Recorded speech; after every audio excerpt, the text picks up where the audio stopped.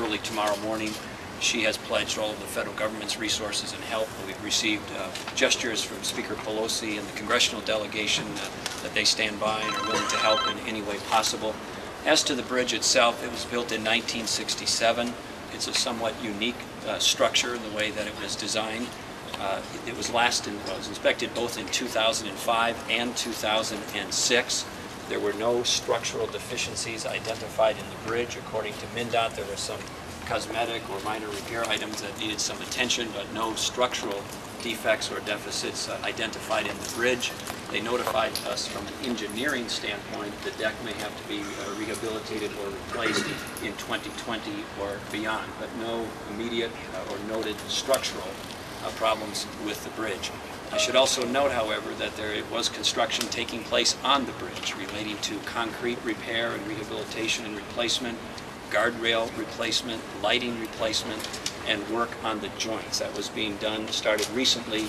It was scheduled to be completed in September of 2007.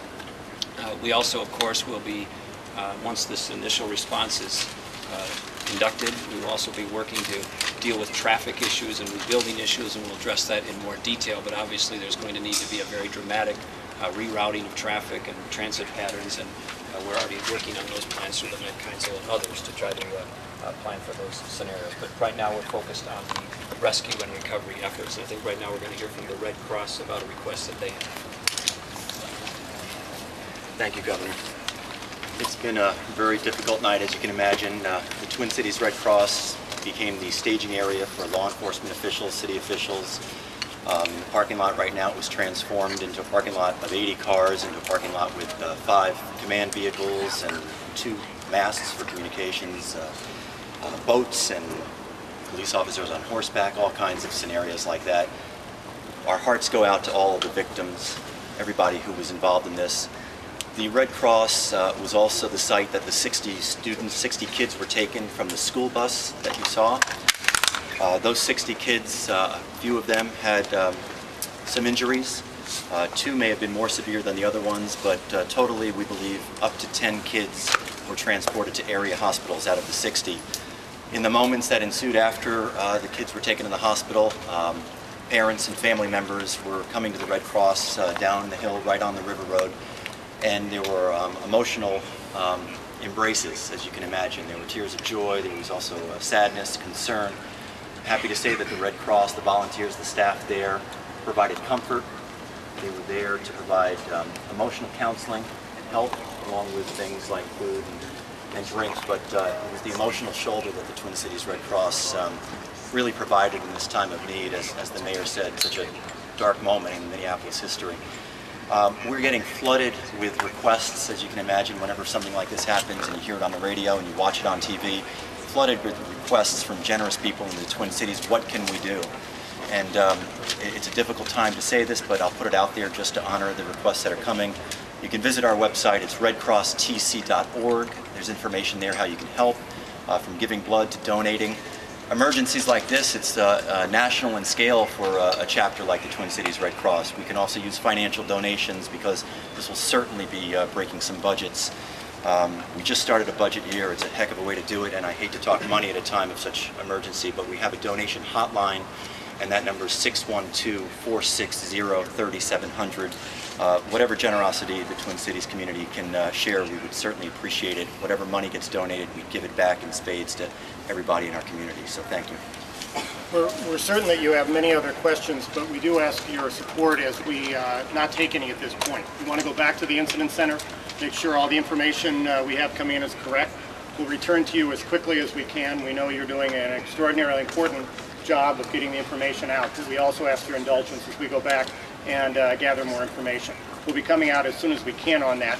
We'll be speaking with you obviously about updates that happen throughout the evening on the tragedy, as well as for actions people will need for the morning. But with that, we will leave. We will say one other thing that I think we can confirm at this point, that the Family Center has been set up at the Holiday Inn Metrodome. Am I correct on that?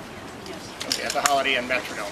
But we'll be returning in approximately an hour or two, and I'm sorry to be vague on that, but it's in the notion of trying to make sure our information is accurate. But Mr. Mayor, sorry to, we'll return to this. sorry to ask this though, is there a possibility that this is terrorism? That is not a strong possibility at this point. Chief, you wanna- Could you talk about that? Right now, we are treating it as any possibility. We don't believe we have any terrorist acts, but we have investigators, federal investigators, state investigators, and city investigators all working on this case, working hard. And we're interviewing everybody that was near the bridge, on the bridge, witnessed the bridge. So we're taking every precaution right now with that investigation. There's one other thing I wanted to add. Both federal and state officials, once the rescue and recovery effort is completed and we address that, will undertake investigations. We will be starting and launching these investigations as to the cause of this incident. The chief and the commanders on the ground are indicating, while they haven't ruled anything out, it is not likely that this is a terrorist incident. It is some sort of structural failure in all likelihood, but we will launch both state and federal investigations on this matter. Governor, with that, we will dismiss the Family Center at 1600 Washington Avenue, if I have that correct. We'll be back, and we appreciate your work. We'll be back at this location as soon as we can. Thank you very much. Do you have any idea of the universe of injured? How many? At this point, I can't confirm any of that. I'm sorry, but we'll return as soon as we can. The